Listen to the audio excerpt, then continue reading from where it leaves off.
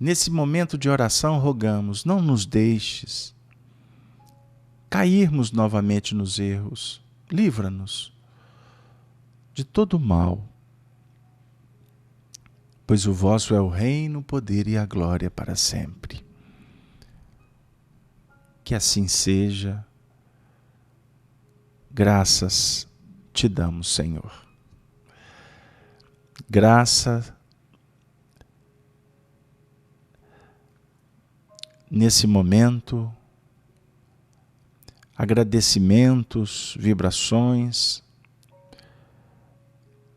amigas, endereçamos para todos que nesse momento se conjugam conosco nessa grande corrente de luz, de fraternidade, de amizade.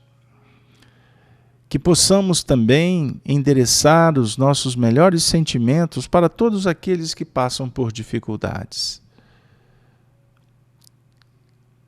Rogamos, Senhor, que abençoe os nossos familiares, amigos, nesse momento de bênçãos. Muito obrigado pelo dia, por esta oportunidade, que assim seja. Que assim seja, graças a Deus. Olá, gente.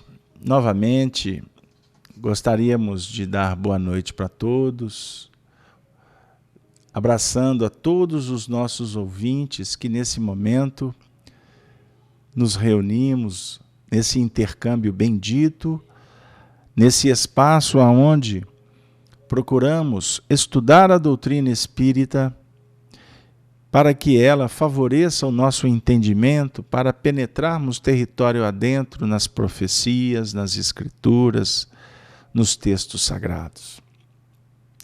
Nas noites de terça-feira, nós temos a alegria de estudarmos as cartas de Paulo. Hoje, especificamente, o nosso encontro é o de número 11º. E o tema de hoje, na rota do Evangelho. Nós estamos, companheiros, estudando a primeira carta de Paulo aos Romanos. No primeiro capítulo, portanto, nós vamos iniciar a leitura a partir do versículo 8º, e eu vos convido para nos acompanhar. Quando Paulo assim afirma: primeiramente, dou graças ao meu Deus por Jesus Cristo, acerca de todos vós, porque em todo o mundo é anunciado a vossa fé. Porque Deus, a quem sirvo em meu espírito, no Evangelho de seu Filho, me é testemunha de como incessantemente faço menção de vós, pedindo sempre em minhas orações que, em algum tempo, pela vontade de Deus, se me ofereça boa ocasião de ir ter convosco, porque desejo ver-vos, para vos comunicar algum dom espiritual, a fim de que sejais confortados. Isto é, para que juntamente convosco eu seja consolado pela fé mútua, tendo vossa como a minha. Versículo 13.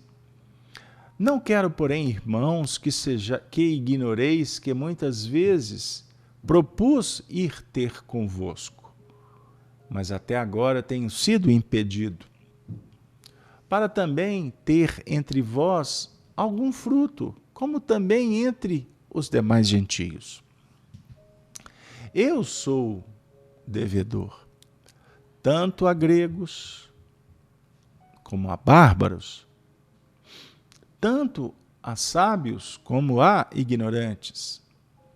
E assim, quanto está em mim, estou pronto para também vos anunciar o Evangelho, a vós que estáis em Roma, porque não me envergonho do Evangelho de Cristo, pois é o poder de Deus para a salvação de todo aquele que crê, primeiro do judeu e também do grego, porque nele se descobre a justiça de Deus, de fé em fé, como está escrito: mas o justo viverá da fé. Bom, gente, eu gostaria de relembrar que o nosso último encontro nós trabalhamos o versículo 12 e o 13. E eu vou relê-los. Isto é, para que juntamente convosco eu seja consolado pela minha fé, ou pela fé mútua, assim vossa como a minha. Não quero, porém, irmãos, que ignoreis, que muitas vezes propus ir ter convosco, mas até agora tenho sido impedido para que também ter entre vós algum fruto, como também entre os demais gentios. Bom, para que a gente possa fazer uma conexão com o último trabalho, esse versículo, Paulo expressa aquelas virtudes que todos nós estamos procurando elencar como verdadeiros projetos de transformação íntima. Aqui, Paulo, no seu endereçamento, que é rico de fraternidade, de estímulo, de, vamos dizer assim, de uma solidariedade daquele que não podia estar com eles fisicamente. Mas ele endereça as cartas sob a tutela de Jesus para que estas cartas pudessem representar a voz do Senhor entre os cristãos. E é muito interessante que Paulo o tempo todo enaltece a sua condição de servidor.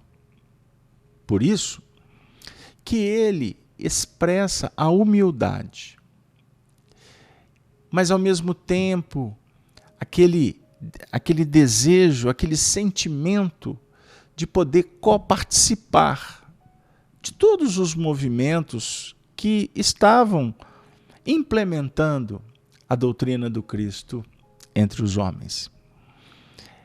Nós podemos dizer que era aquele entusiasmo que brota, o desejo de estar trabalhando, de estar se entregando à causa. Quem está nessa lida sabe o tanto que é bom. Como é prazeroso poder dar, dedicar, oferecer recursos, tempo, boa vontade, habilidade, os interesses, para poder estar em sintonia com o Cristo, sabendo nós outros que em sintonia com o Cristo nós vamos tendo como que uma chancela, um envolvimento espiritual tão solene que nos ajuda naquele instante de promover as ações que vão definindo as nossas mudanças. É o que a gente tem aprendido com Allan Kardec e a espiritualidade. Não é possível trabalhar o aprendizado espiritual sem a sua aplicabilidade. Não basta ficar dentro da escola. É necessário caminhar pela senda preparatória que vai nos colocar no laboratório, na oficina do bem viver, que exige ferramentas, exige recursos, exige matéria-prima para que nós possamos moldar, trabalhar, formando caracteres cada vez mais enobrecidos dentro de nós mesmos. Então Paulo conversa conosco com uma dose de humildade que nos sensibiliza. E nós trabalhamos na última semana, nesse versículo também, tantas reflexões, mas o que me chama mais atenção para que a gente possa apenas fazer a conexão, e aqueles que não puderam participar do trabalho, acessem os vídeos, o áudio, para poder sempre fazer as amarrações. Então vocês vão encontrar os vídeos no site da Rede Amigo Espírita, no site da Rádio Brasil Espírita, no site da FEAC e outros que estão postando. O áudio também, ok? Eu citei apenas as 3 instituições, porque são parceiras, somos parceiros nesse projeto. Mas existem outros parceiros que a gente não nomina porque são tantos. Então, senão a gente ficaria aqui o tempo todo só citando o nome. Então, eu prefiro não fazê-lo para não cometer injustiças. Vamos continuar. Então, Paulo afirma que ele gostaria de estar, mas nem sempre ele pode. Nesta abordagem, ele diz que ele está sendo impedido. E é muito importante a gente verificar a importância do mestre que vai, ensina, que depois volta, para deixar o aluno realizar. Então Paulo fala, eu estou impedido de ter convosco, mas isso é para dar fruto. Ou seja, para que cada um possa encontrar segurança para realizar a tarefa. Então, aí, com isso, a gente observa em Paulo de Tarso um espírito crístico, que é o do colegiado, que é a proposta que se apoia em equipe, porque a equipe ela vai funcionar a partir das oportunidades que são concedidas para os indivíduos. Assim que nós vamos conquistando os valores imperecíveis. Realização. Então, o líder por excelência, o líder que está compreendendo o seu papel como um educador, ele percebe o alcance de ser um facilitador. Porque o grande educador, ele facilita. Ele facilita, ele aponta, ele orienta, mas ele oportuniza. E em alguns momentos ele sai de cena para deixar que o aprendiz faça, realiza, para que daqui a pouco todos estejamos em condições de assumir as nossas próprias tarefas. Não é assim? Vamos pensar, vamos trazer para a nossa ambiência familiar. Pais e filhos. O procedimento é igual. Você oferece, você apoia, você consola, você está junto, mas tem um momento de você sair de cena para que o filho possa realizar. Não é que você vai abandoná-lo, mas é aquela condição de criar as situações que possam mostrar para o filho, para o aprendiz, que ele tem que fazer. E ele precisa de fazer. Bom, gente, sem delongas, o versículo 14, 15, que nós gostaríamos de focar daqui para frente. O versículo 14, eu vou colocar aqui no painel para quem está acompanhando, o texto diz assim: eu sou devedor, tanto a gregos como a bárbaros, tanto a sábios como a ignorantes, e assim, quanto está em mim, estou pronto para também vos anunciar o Evangelho, a vós que estáis em Roma. Então aqui, rapidamente, nós podemos verificar que no versículo 14 ele está falando que ele é devedor, ele tem compromisso, ele tem uma obrigação, ele está obrigado a atender gregos, bárbaros e aqueles cristãos que estão em Roma. Então aqui, rapidamente, sem mergulhar demais, nós vamos verificar que nós temos 3 elementos que, conjugados, apresentam uma tríade, um tripé, ou 3 ângulos de um triângulo. Repetindo, gregos. Na Grécia, nós podemos simbolizar na Grécia a filosofia. Mas ele traz também os bárbaros. Os bárbaros vão representar para nós o plano de elaboração, de aprimoramento. Eu posso dizer que os bárbaros vão representar para nós aqui, dentro desse contexto que eu gostaria de suscitar aqui como reflexão, aqueles recursos que precisam tomar forma. A pedra informe que vai ser burilada para que ela se torne uma obra-prima. Agora é interessante porque tem o terceiro elemento, que é o cristão. Grego, bárbaro, cristão. Cristão que está em Roma. Olha que interessante. Roma representa aquele núcleo de operação, a grande cidade, a capital das capitais. Então você, para crescer, precisa compreender o valor da cidade. A cidade aqui para nós, vamos fazer um esforço, a cidade aqui é o nosso, então, grande laboratório. Você não evolui no campo. O campo do Evangelho, ele proporciona para nós reflexões para buscar recurso, buscar o nutriente. O campo representa para nós o se afastar temporariamente para meditar, dentro desse simbolismo. Mas a evolução, a reencarnação é imputada como missão, como determinação divina, para todos nós, nessa ambiência de uma grande cidade. Então, na cidade, nós podemos trabalhar com uma visão espiritual para ascender o céu.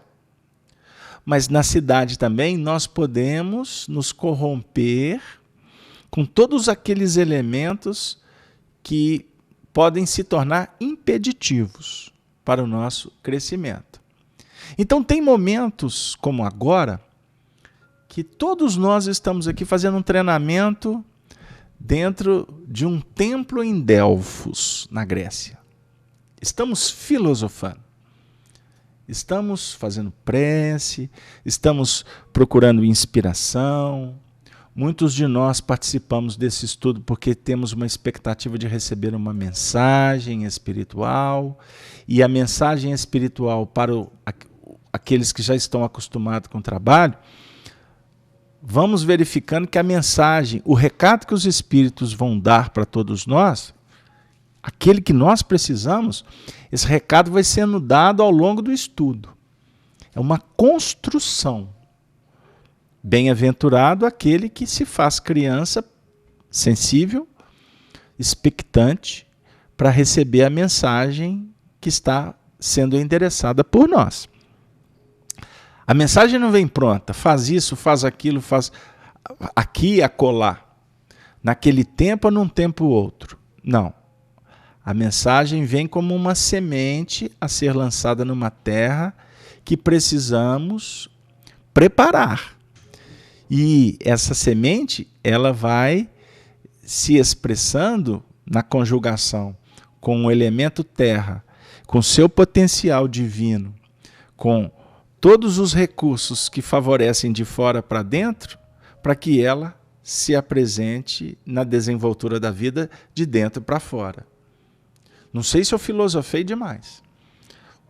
Se a gente for trabalhar apenas nos aspectos históricos, nós poderíamos aqui dizer que o Paulo está falando que ele é devedor de todos. Ele tem compromisso espiritual com todos. E tem mesmo. Todos nós temos. Todos nós que estamos querendo matricular na escola do Cristo, passamos a ter responsabilidades com todos. Com todos? Eu não vou dar conta. Calma. Você não vai sair lá na pracinha da sua cidade, levantar uma bandeira e falar que você passou a ser um compromissado com toda aquela multidão. Não é assim que funciona. Eu quero dizer, o cristão é aquele que está compromissado com todos aqueles que o Senhor enviar para ele atuar. Pegaram lá? Ué, mas eu não tenho que sair procurando? Em tese, não. Por quê? Como que o mecanismo funciona? Se você quer seguir Jesus, você tem que entrar pela porta estreita. Não é verdade? Porque ele convida a todos. Vinde a mim todos, vós que estáis cansados e sobrecarregados, que eu vos aliviarei. Tomai sobre vós, e aí vem, o meu jugo e aprendei de mim, que sou brando, manso, humilde de coração, aí encontrareis paz. Estou citando o capítulo 11, versículo 28 em diante de Mateus. O cristão é aquele que, querendo seguir Jesus, ele já está procurando a sintonia com o Mestre. E em sintonizando com o Mestre, a própria sintonia já vai abrindo o laboratório do trabalho. E aqueles que estão sob a tutela do Senhor, em nível de socorro que ele está oferecendo, vai como que sendo envolvido numa grande rede, porque ele é o pescador de almas. E estas almas passaremos a nos integralizar com elas. Então, se você está bem hoje, você quer seguir Jesus, você está orando, você está filosofando como um grego, você já está se colocando como um servidor. E aí o Senhor vai encaminhar para nós o atendimento ao bárbaro. Aquele que está embotado, está doente, está adormecido, está surtado. Como é que a providência divina vai encaminhar para você, para mim? Vai encaminhar como? No seu despertamento você vai começar a identificar onde eles estão. Aí, naturalmente, a vida vai te dizer, olha aqui, preste atenção ali. Pegaram lá? Mas para operacionalizar bem, nós precisamos estar sintonizados com aqueles que estão em Roma. Aqueles que estão em Roma em busca de uma sintonia com a Jerusalém, a casa das noções superiores. Eu estou achando que está meio enigmático, não está não? Está ficando claro? Eu aproveito para novamente dar boa noite para o pessoal e dizer que nós estamos aguardando aí as participações no chat. Viu, Cleusa? A nossa amiga Regina, o Leonardo, a Meire, todos que estão ali. Então vamos... Bom, mas aí vem uma questão. Carlos Alberto, mas será que eu estou pronto? Será mesmo que eu estou pronto? E aí, vem o versículo 15. É isso aí. Eu vou ler o versículo 15 também. Versículo 15 diz assim: e assim, quando está em mim, estou pronto para também vos anunciar o Evangelho, a vós que estáis em Roma. Ou seja, quanto está em mim as vibrações crísticas, eu me faço pronto. A ideia é essa. Quando buscamos a sintonia, a providência divina vai nos mostrar o trabalho. E se o trabalho se apresentou, significa que o trabalhador já está em condições de se movimentar dentro do trabalho. Mas, como o nosso estudo, ele tem, vamos dizer assim, um compromisso com o estudo também das obras de Emmanuel, por isso que o espaço da terça-feira, ele tem como patrono Emmanuel. Amor e sabedoria de Emmanuel. Atualmente estamos estudando as cartas de Paulo.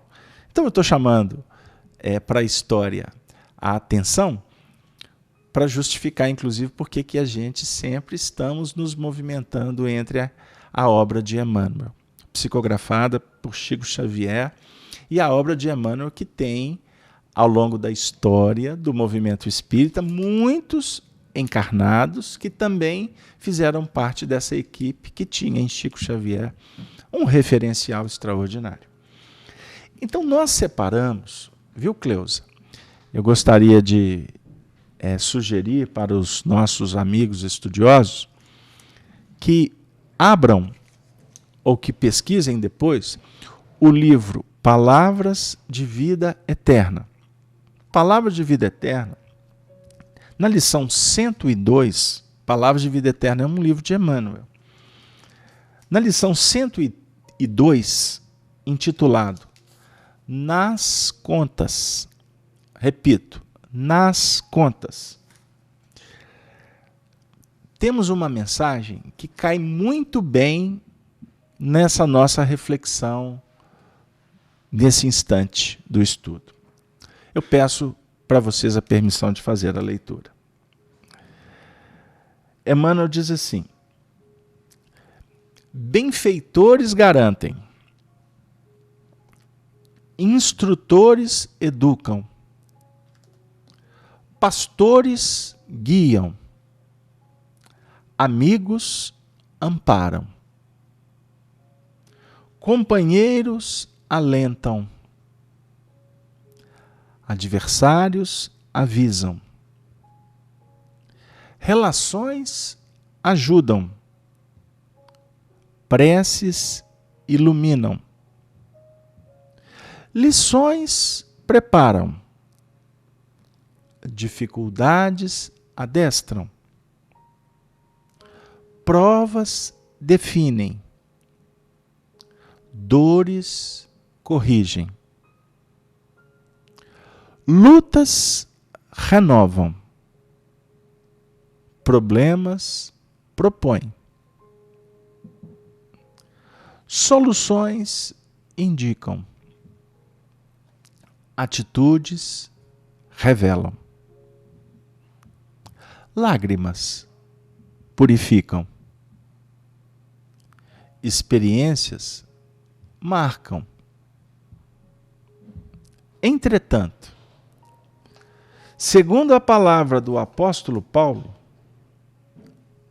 todas as criaturas e todas as situações, todas as circunstâncias e todas as coisas foram dispostas nas contas da lei, de maneira que cada um de nós dará conta de si mesmo a Deus. É uma reflexão sobre um versículo da carta de Paulo aos Romanos, no capítulo 14, no versículo 12. Então eu vou voltar naquele ponto que antecedeu a leitura. Nós estamos prontos para a tarefa? Qual a nossa tarefa? Quando a tarefa vai aparecer? Em que lugar, em que circunstância nós vamos compreender a tarefa? E aqui nós temos uma lista de indicativas que podem estar deixando bem clarificado para nós algumas destas tarefas. Porque a nossa tendência é querer buscar a tarefa lá de fora. E na realidade aqui nós temos muitas tarefas que podem ser observadas e tratadas de uma forma muito especial. Vocês me permitem retornar ao texto? Observem que tarefa extraordinária. Benfeitores garantem. Mas aí está falando dos benfeitores. Os benfeitores garantem. Eles dão garantia. Garantem que nós vamos vencer. Ok. Por isso nos apoiam. Por isso nos inspiram. Por isso nos acompanham. Por isso nos esperam. Mas eles garantem a vitória. Porque é da lei. Pergunto para você, amigo. Pergunto para mim também. Nós estamos agindo como benfeitores? Sintonizados com os benfeitores? Nós estamos realmente trabalhando na garantia da nossa própria vitória? E com o semelhante? A nossa postura, ela é similar à dos benfeitores espirituais para conosco? Garantindo a vitória do nosso semelhante? Para a gente refletir. Porque os instrutores educam. Educam. Nós falamos anteriormente como eles nos educam. Eles não dão o peixe. Sempre. De vez em quando eles pescam. Para nos mostrar que é possível, que eles possuem habilidade. Eles falam do momento certo do pescar, mas depois eles nos entregam todos os elementos para a gente ir buscar a vara, os instrumentos, a isca, para a gente sair para pescar. Então, é um processo de educação. Podemos refletir. Estamos investindo na nossa educação? Posso apostar que sim. Lembrando a questão 685 do Livro dos Espíritos, que a educação é uma arte de formar caracteres. Esse texto, se vocês me permitem, é um dos textos extraordinários do nosso Livro dos Espíritos. Nesse texto, nós encontramos aqui um estudo maravilhoso. E se vocês me permitem, eu vou ler apenas parte dele. Comentário da questão 685A. Há um elemento a que não se tem dado o devido valor e sem o qual a ciência econômica não passa de simples teoria. A educação. Não a educação intelectual, mas a educação moral. Não nos referimos à educação moral pelos livros, e sim à que consiste na arte de formar caracteres, aquela que cria hábitos, uma vez que a educação é o conjunto dos hábitos adquiridos. Conjunto de hábitos adquiridos. Formação. Nós estamos aqui, ouvindo os instrutores e estabelecendo práticas que são artísticas, que estão modelando o nosso caráter, que estão implementando valores importantes, como da disciplina, como do interesse, como da perseverança, como da assiduidade, nos movimentos do intercâmbio, do amor, da fraternidade. Nós estamos trabalhando na educação. Mas é só na hora, só no momento da reunião espírita, do estudo do Evangelho. A educação, ela tem a ver com um processo de relação. Então eu posso dizer que quando eu estou me relacionando, eu estou trabalhando essa arte também. Quando eu estou sozinho, meditando, eu estou trabalhando essa arte. E por aí vai. E por aí vai. Aí vai dizer que os pastores guiam. Vamos trabalhar no mundo íntimo novamente? Nós estamos sendo pastores para guiar ou para desviar? Nós podemos desviar o foco. Nós podemos mudar. Nós podemos adulterar. Jesus é o pastor por excelência. Aliás, ele se intitulou Pastor das Ovelhas. Capítulo 10 do Evangelho de João. Eu sou o bom pastor.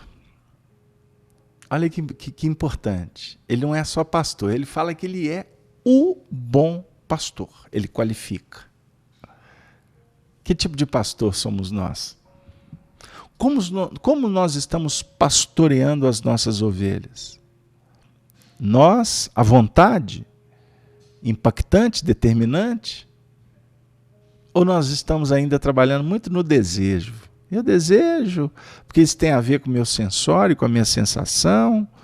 Agora eu quero, amanhã já não sei se eu quero. Isso é desejo. É diferente da vontade, que é a gerência. É a gerência da nossa casa mental.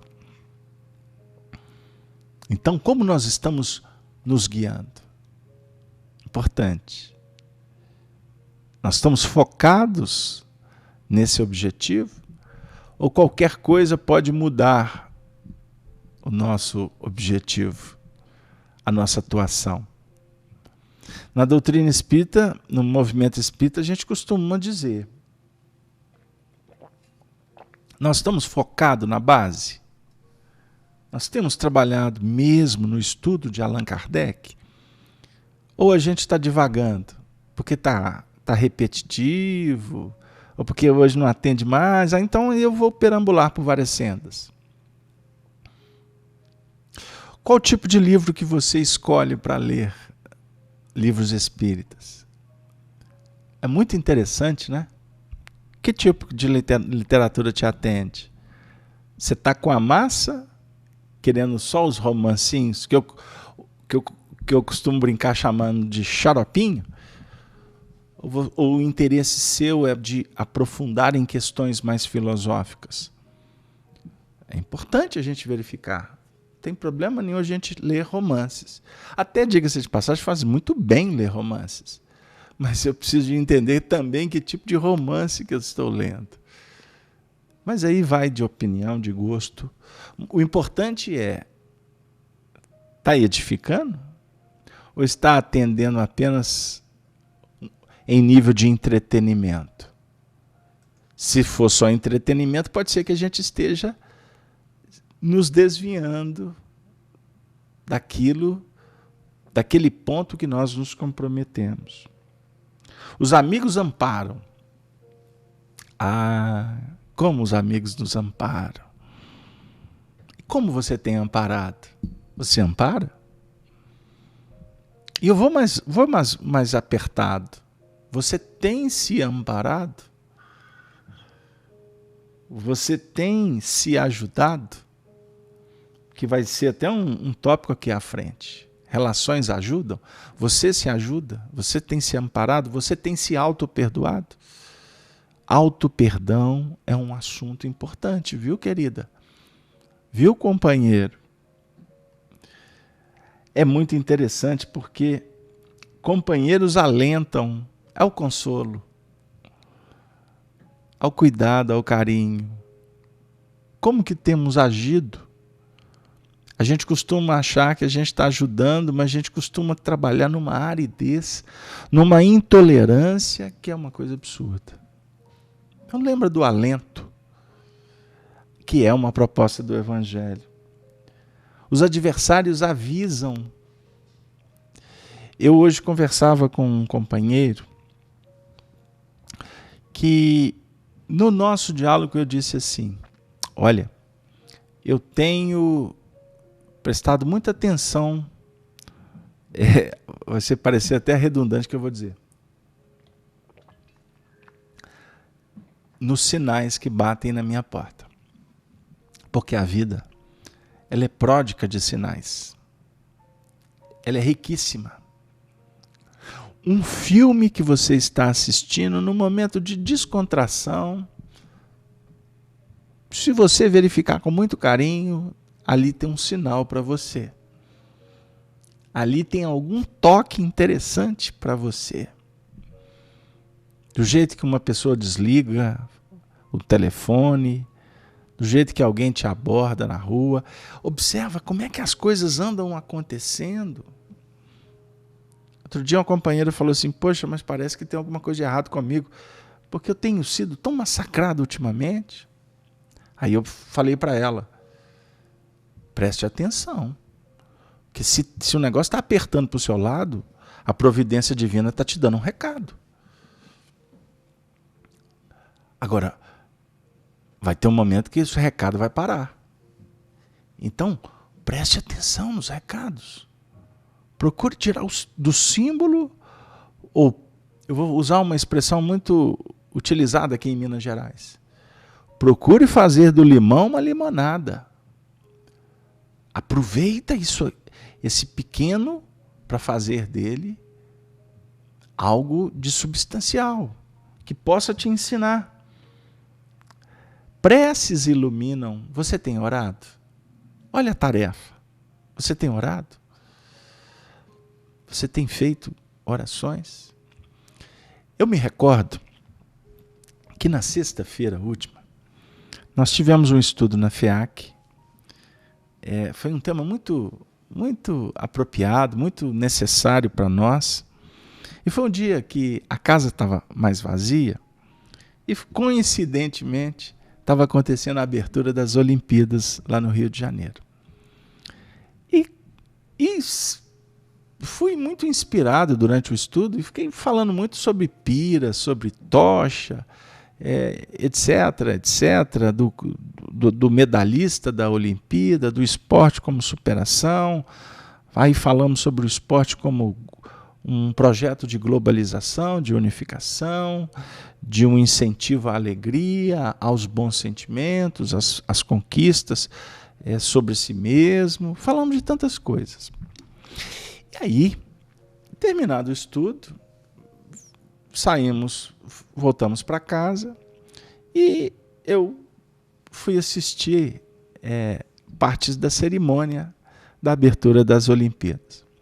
E foi muito interessante, porque eu estava assistindo as cenas e a minha tela mental estava assim, bem lucificada, bem irradiante das imagens que tinham sido trabalhadas durante a reunião. E aqui, acredito que possa ter companheiros que estavam conosco na sexta-feira ao vivo. E eles vão se recordar do que eu estou dizendo. Aí teve um momento que a cerimônia foi realmente um primor, simbólica, com muitas mensagens importantes para o momento da sociedade e dos indivíduos, no que remonta a uma série de fatores, inclusive o da fraternidade e o da paz, da sustentabilidade, o da esperança, enfim. E teve um determinado momento quando houve uma queima de fogos, né? A queima de fogos.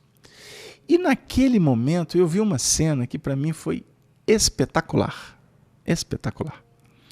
Porque no momento da queima de fogos foi um momento de muita emoção. E, obviamente, que você tem ali naquele ambiente mais de 70 mil pessoas, e quantos milhões de brasileiros estavam acompanhando pela televisão, e mais de 3 bilhões e meio de pessoas no mundo inteiro. Então, ou seja, naquele momento, o endereçamento mental e espiritual para aquela ambiência foi algo de extraordinário. E é óbvio que a espiritualidade nesse momento canaliza recursos. As energias são apropriadas, elas são dinamizadas, elas são endereçadas para uma série de procedimentos terapêuticos, de atendimento no planejamento dos povos, das nações, enfim, não vamos delongar. Mas a cena que me deixou, que eu fiquei extremamente sensibilizado, porque naquele instante de emoção, eu fiz uma oração. E a minha oração naquele momento foi algo assim: Senhor, que bênção, porque o seu evangelho nesse instante está irradiando para bilhões de seres. E naquele momento em que eu fazia esta oração, não é? Nesse exato momento, surgiu pelos mecanismos da tecnologia da transmissão a imagem que focou o Cristo Redentor em verde. Ele colocaram uma roupa verde e branca nele, né, de luzes, e a imagem do Maracanã embaixo com os fogos, e foi exatamente no momento que os fogos estavam numa tonalidade rubra, rosa. Então ali era o coração. E eu senti como se aquilo ali representasse o sentimento da humanidade naquele momento. Então, foi tão especial, porque estava acontecendo uma série de fenômenos intuitivos, psíquicos, espirituais.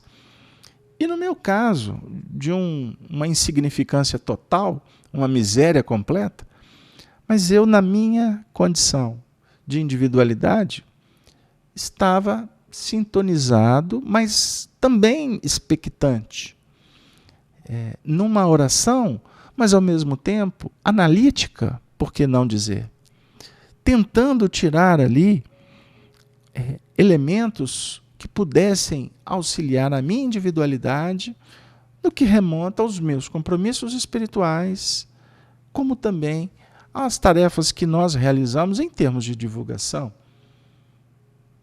Então, o que eu quero dizer para vocês? Que nós estamos refletindo sobre a questão das preces que iluminam. Esse é o papel da oração. Então a oração não se limita no Pai Nosso que estás no céu, santificado, Ave Maria, cheia de graça, piriri. A prece, como ensina Allan Kardec no Evangelho segundo o Espiritismo, e na coleção de preces espíritas, como algumas didáticas para a gente verificar o conteúdo, o papel, mas é muito interessante a gente observar como as preces poderiam fazer mais parte do nosso cardápio do dia a dia. Você não vai virar beato, você não vai ficar religioso. Não é isso que a gente quer propor. E nem montar uma escola de místicos, de ascetas, de profissionais da oração, nada disso. Estamos falando que a prece, ela acontece em momentos muito especiais da nossa vida. Momentos significativos. Me veio à memória aqui um momento, mas eu acho que se eu contar vai ficar um pouco fora do contexto, mas eu estava num ambiente muito parecido com esse, que eu narrei da inauguração, da abertura das Olimpíadas. E eu assisti, e foi num ambiente esportista, e eu assisti coisas que eu jamais vou esquecer. Foi uma experiência extraordinária que eu tive o privilégio de viver num campo de futebol. E sem nenhuma alusão partidária ou clubística, mas num campo de futebol eu vi milhares de pessoas viverem um êxtase de um valor terapêutico, de um valor que pode ser que naquela experiência muitas coisas podem ter sido abreviadas, muitas dores podem ter sido revigoradas. Eu não posso narrar aqui porque vamos descontextualizar o trabalho. E o nosso foro aqui é outro. Mas eu quero dizer com isso que em todos os momentos da sua vida, você pode estar em relação com Deus, com os benfeitores espirituais, em preces que para os homens podem ser imperceptivas, não precisa de ser declamadas, verbalizadas, não precisa de holofote, microfone, não precisa de selfie. Não é isso que a gente quer falar.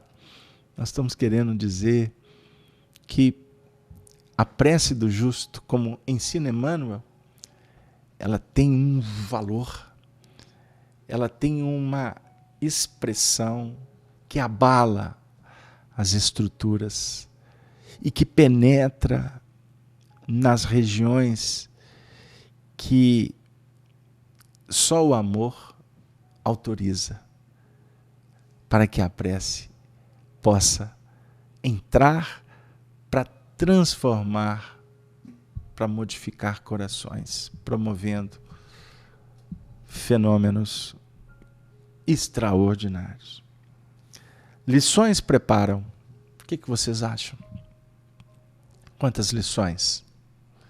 A vida é pródiga de lições.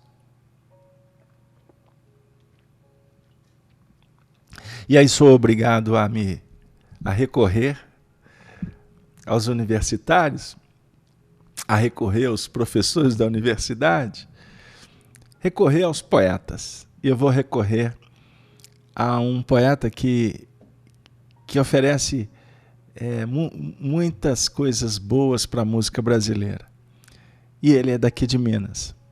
E, por mera coincidência, pura coincidência, ele também tem um apelido nosso.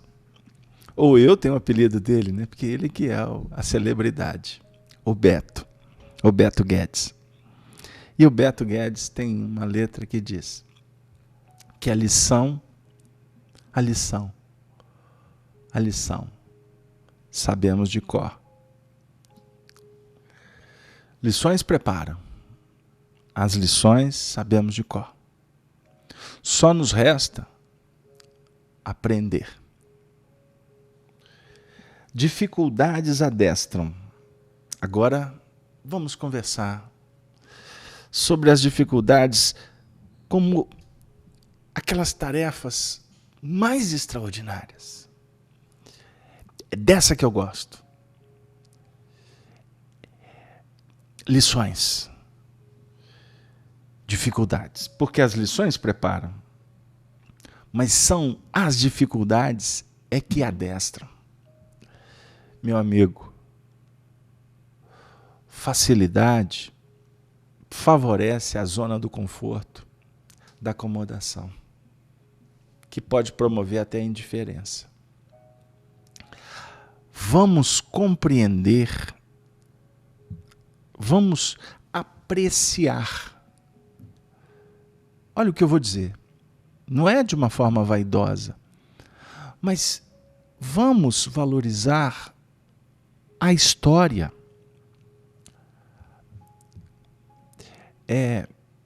Hoje eu conversava com um companheiro e a gente falava sobre livro. E ele fazia um comentário sobre o meu livro Chico, Diálogos e Recordações, que eu aproveito para falar dos 10 anos dessa obra. E nós estamos preparando um novo revestimento, lançamento da 5ª edição, que vai vir com muitas surpresas legais. A gente está colocando um material bem interessante para os pesquisadores. E eu discuti o assunto com um companheiro hoje e ele me perguntou sobre o livro. O que nos motivou a escrever o livro? E eu disse, não sei mais. Ele, como? Eu já vi alguns DVDs, algumas palestras, você contando, que tinha vontade de escrever sobre o Chico Xavier.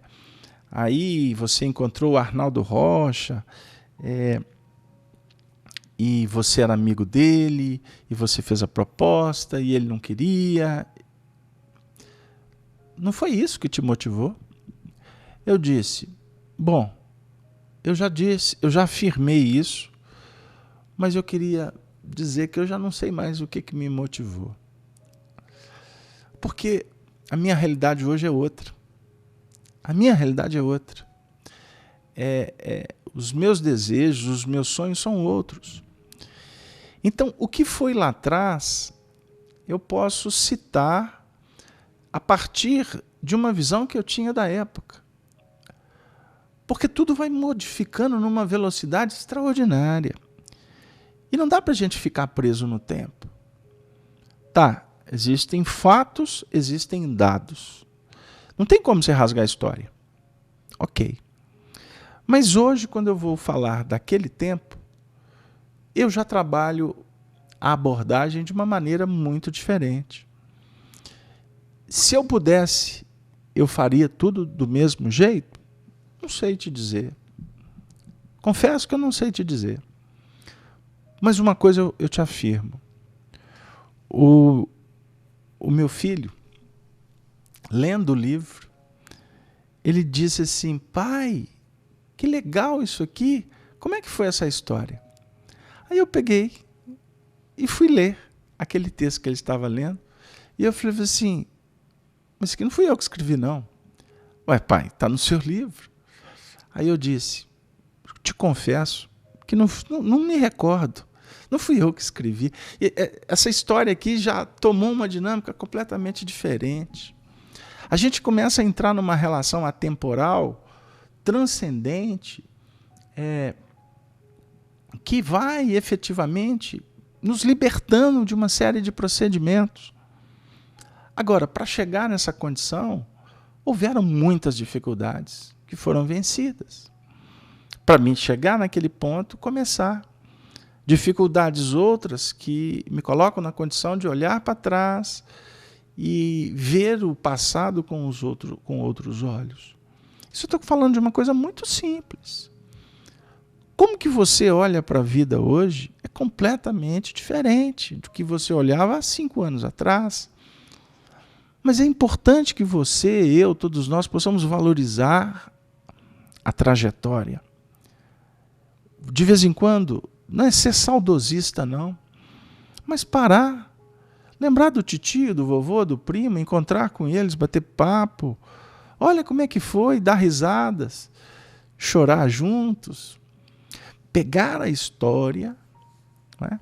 Pegar a história e verificar como que você passou por aquilo e como todas as dificuldades do seu caminho te dão uma base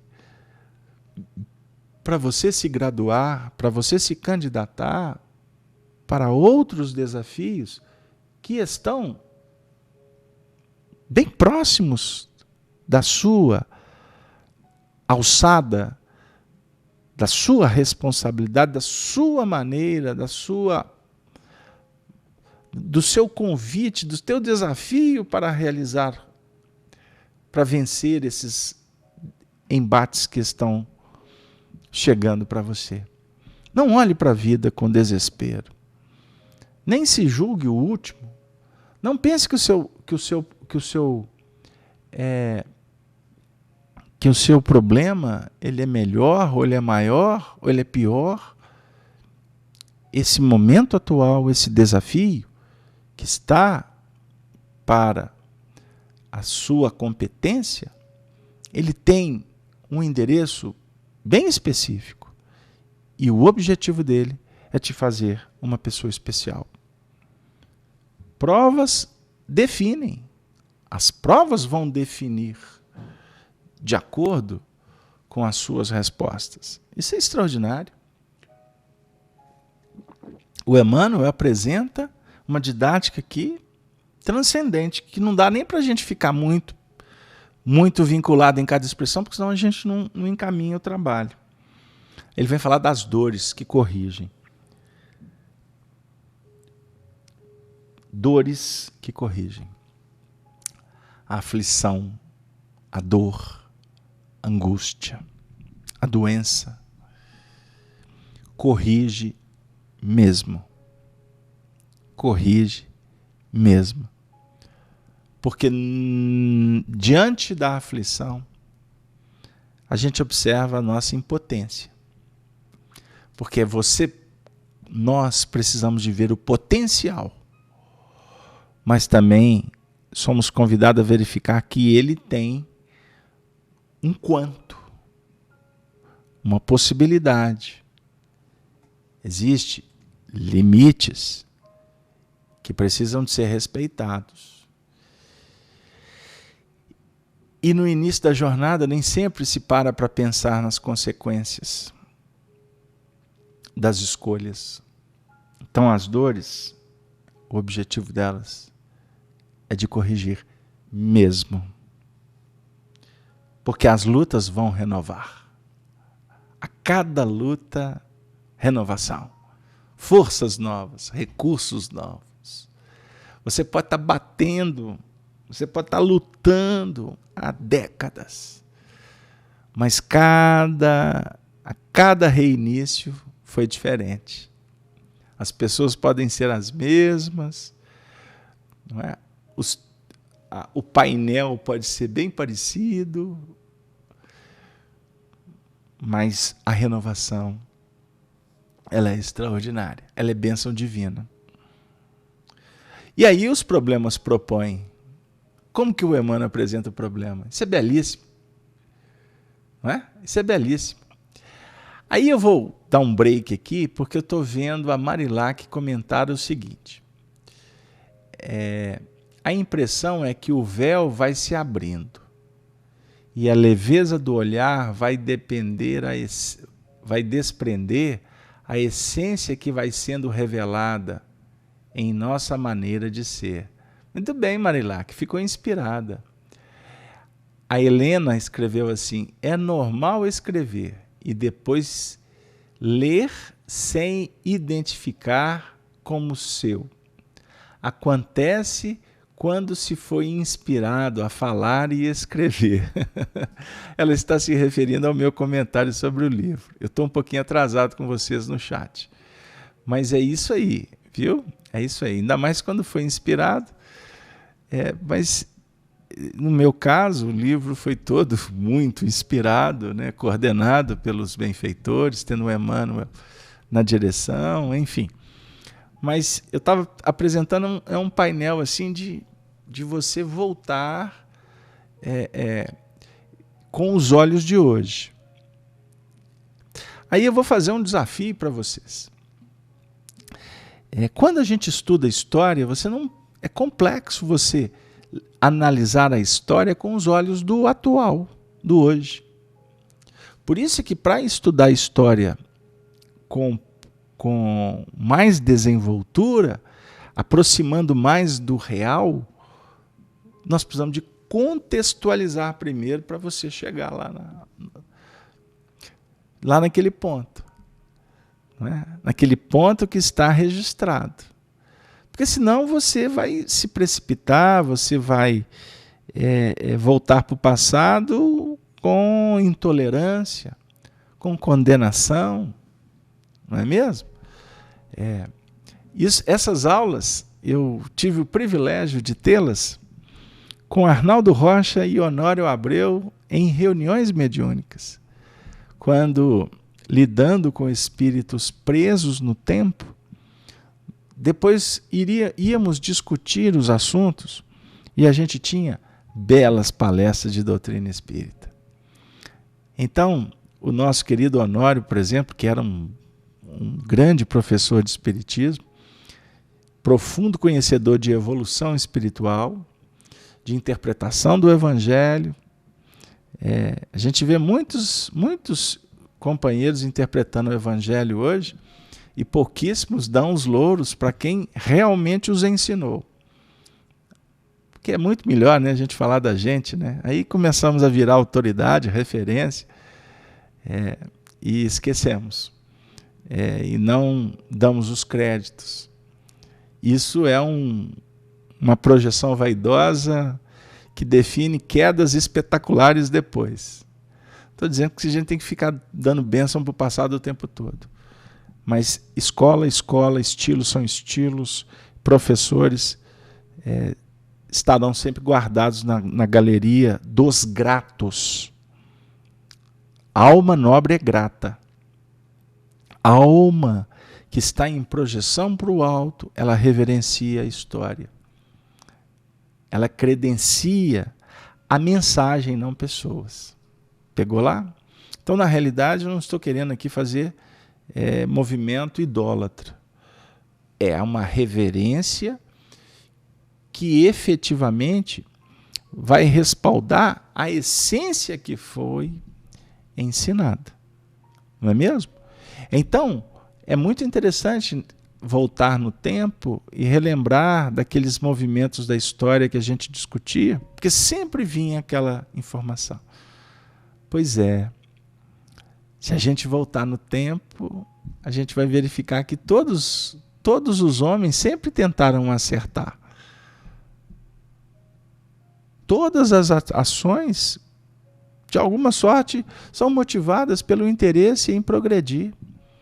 Agora, os sonhos, as ilusões, as paixões, elas enceguecem. O poder enlouquece. Voltaire afirma: eu não tenho medo do poder, eu tenho medo dos poderosos. Isso é para a gente refletir um pouco. Então, os problemas propõem, porque as soluções indicam. Solução indica.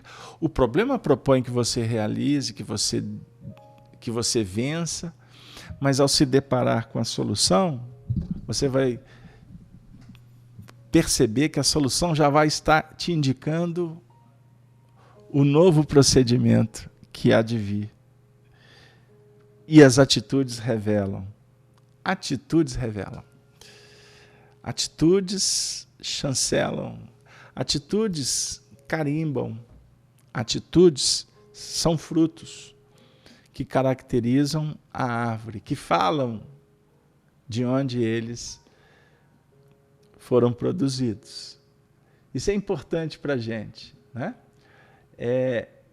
Aí o Leonardo está dizendo assim, todos estão discutindo no chat aqui, eu estou vendo que as discussões estão bem interessantes, né? Eu agradeço novamente a presença, a participação de todos. E nós vamos finalizar falando das lágrimas que purificam. Lágrimas purificam. Não tenha vergonha de lidar com as suas lágrimas. Não tenha vergonha de lidar com as suas emoções. As emoções são importantes de ser trabalhadas, direcionadas. Emoção está expressando o coração. E o Emmanuel diz que as experiências é que marcam. As experiências marcam profundamente.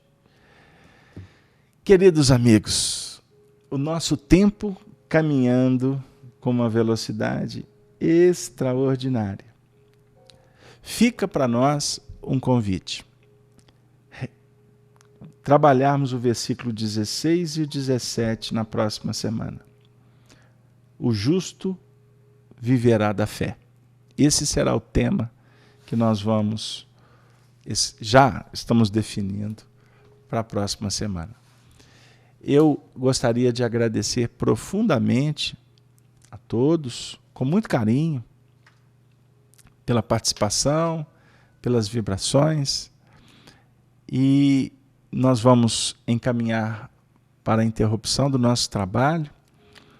Eu gostaria de, nesse momento, rogar a espiritualidade, os nossos amigos que possam abençoar e envolver a todos que estiveram conosco nessa noite, a todos que irão acompanhar os vídeos posteriormente, que esse trabalho, que é extremamente singelo, simples, mas ele é pautado num sentimento de gratidão aos bons espíritos que nos tutelam, que nos orientam.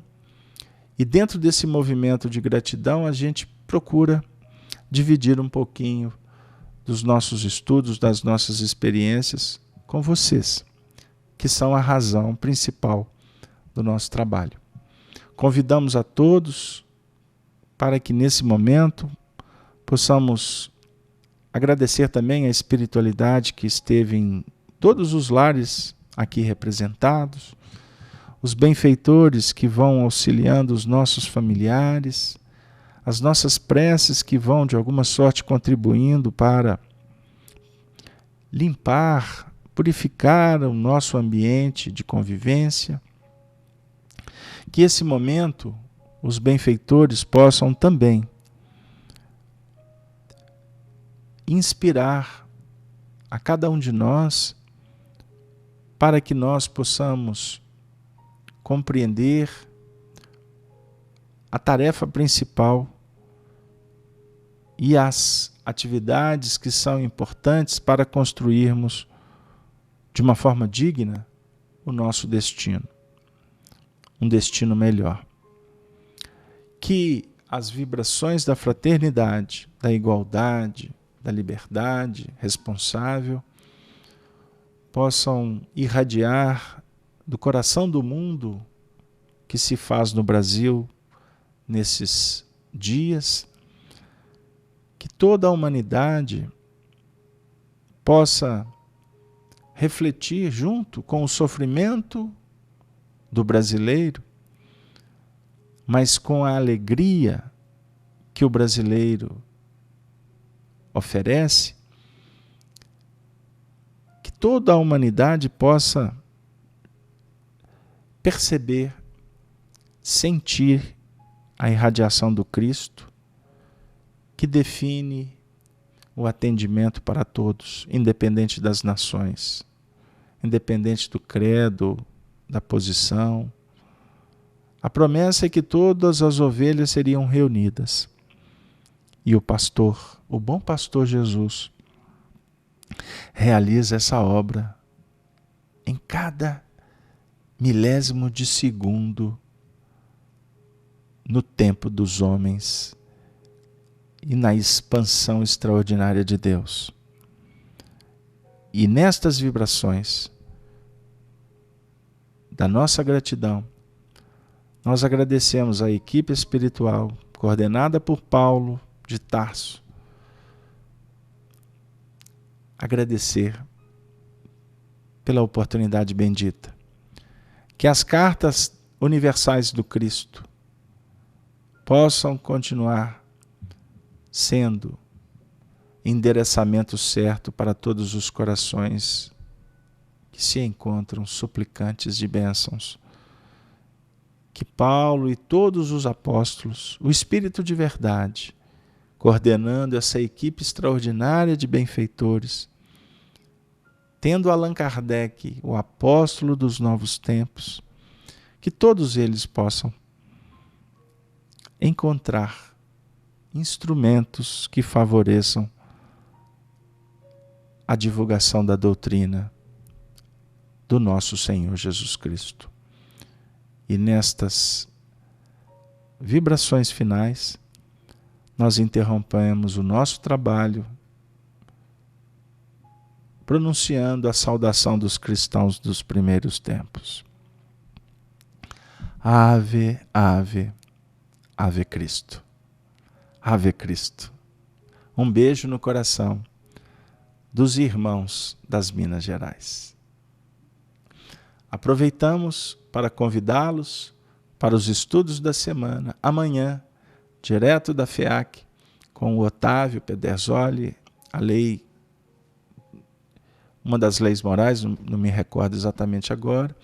Na quinta-feira, o programa O Apocalipse, que estará retornando depois do período de férias do meio do ano. E na sexta-feira, com o retorno também do estudo do Livro dos Espíritos, direto da FEAC. Estes são os nossos compromissos desta querida, abençoada semana. Hoje, especificamente, dia 9 de agosto do ano de 2016. Boa noite para todos. Valeu.